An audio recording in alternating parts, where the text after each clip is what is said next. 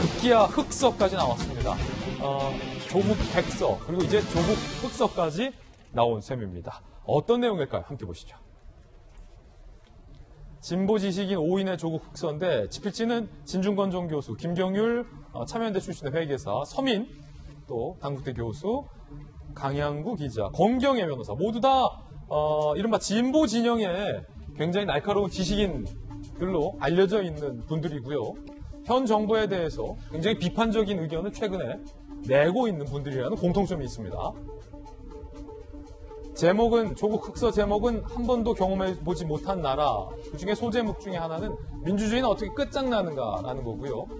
우리 5명은 입법 행정을 장악하고 사법권마저 가지려는 초강력 정권과 문팬들의 음해와도 싸워야 하지만 자신 있다. 저들이 선정과 선동, 날조로 싸움을 거는 반면 우리는 오직 팩트와 논리로만 승부를 하니까 라며 이 5명이 조국 흑서를 발간하게 된 계기에 대해서 설명을 하고 있습니다. 내용은 잠시 후에 살펴보기로 하겠고요. 이재명 부장, 독특하네요. 제목은 한 번도 경험해보지 못한 나라인데 소제목이 어떻게 민주주의는 뭐라고요? 끝장나는가. 돼 있죠. 5명이 이걸 낸 이유가 뭡니까? 봤지만. 조금 전에 얘기했지만 5명의 공통점이 있죠. 진중권 전 교수, 정의당에 참여했던 인사고, 그 다음에 김경률 회계에서 참여연대 출신이고, 권경애 변호사, 민변 출신입니다. 그만큼 이제 현 정부와 가까웠던 인사들, 어떤 진보 진영 인사들이었는데, 사실 조국 사태 이후로 굉장히 현 정부에 비판적으로 돌아섰고, 이제 그 문제점을 지금 담은 게 이 책인 거죠. 그러다 보니까 이제 민주주의 문제를 정면을 제기한 건데, 결국 어떻게 보면 이제 민주화에 헌신했던 세력, 집단이 현 정부의 주축이다 이렇게 좀 볼 수 있고 또 어떻게 보면 지난 정부 때 탄핵이라는 초유의 역사를 딛고 선 정부였는데 그래서 그렇기 때문에 이제 대통령이 얘기했던 그 취임사에 있었던 한 번도 경험해보지 못한 나라는 굉장히 긍정적인 의미였죠. 지금까지가 아닌 다른 그러니까 결국은 권력을 행사하고 남용하는 게 아니라 국민에게 나누고 그리고 권력을 강제하는 게 아니라 국민들과 더 소통하는 그런 정부를 만들겠다 이런 이제 취지에서 문재인 대통령이 취임사에서 했던 얘기인데 사실 조국 사태 이후로 어떻게 보면 이 5명이 생각할 때는 거꾸로 왔다 이렇게 보는 거죠. 그런 점에서 이 책에서 어떻게 보면 현 정부가 추구했던 공정, 정의 이런 가치들이 어떻게 왜곡되고 문제를 많이 갖게 됐는지 그런 문제들을 지금 이 책에서 제기했다 이렇게 볼 수 있을 것 같습니다. 그렇군요. 그렇다면 그 내용은 뭐가 나올까요? 조국 백서의 일부 내용에 대해서도 저희가 소개를 해드렸기 때문에 똑같은 차원에서 조국 흑서의 내용 중에 일부도 소개를 해드리겠습니다. 함께 보시죠. 586 엘리트는 신적폐다. 진중권 교수가 사실상 586이 새로운 보수가 된 것이다라고 주장합니다. 진보 운동권의 586이 보수가 됐다라고 주장을 한 건데 진보적 시민단체에서 하는 짓은 옛날에 우익관변단체가 하던 짓이다. 지금 586들은 강남의 아파트를 가진 사람들이다. 그래서 조국의 반칙이 그들에겐 반칙으로 여겨지지 않는 것이다라고 주장을 했고요. 서민 교수는요. 문재인 대통령 팬덤이 대통령을 지키겠다고 나서는 순간 그 팬덤은 비판을 막는 침대에도 전락을 했다라고 팬덤 정치의 폐해에 대해서 지적을 합니다. 조국 전 장관 이슈 중에 이른바 사모펀드와 코링크 피해에 대해서도 2명의 전문가가 목소리를 높였는데요.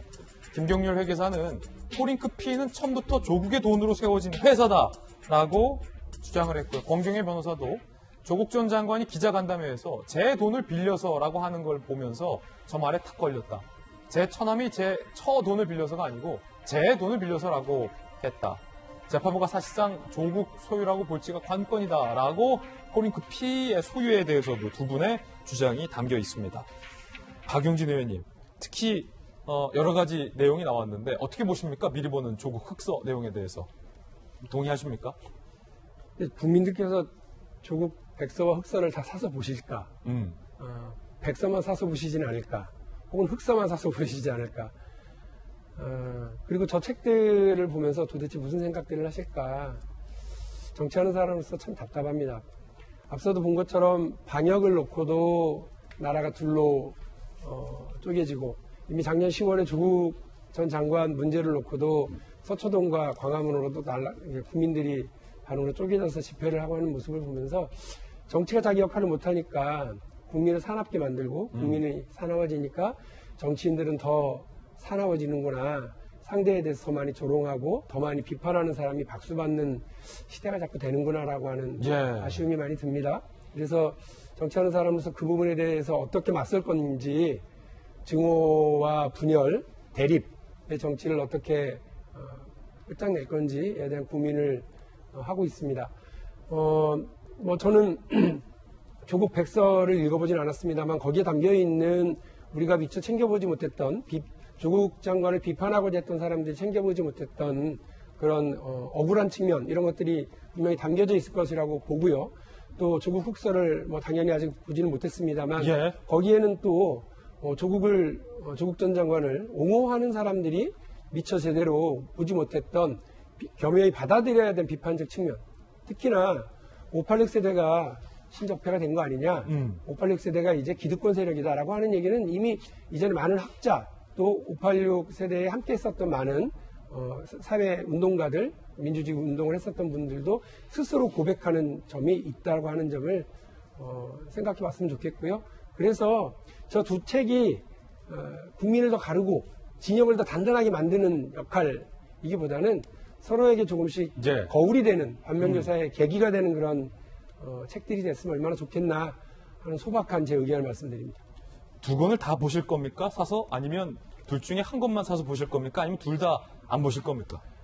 곧 국정감사가 시작되기 때문에 정부 측에서 제출하는 자료 보기도 아마 바쁠 것 같습니다. 맞습니다. 알겠습니다. 오늘 박용진 의원님 사실은 지금 국회로 보내드려야 될 시간이라 맞습니다. 오늘 예결인가요? 정무인가요?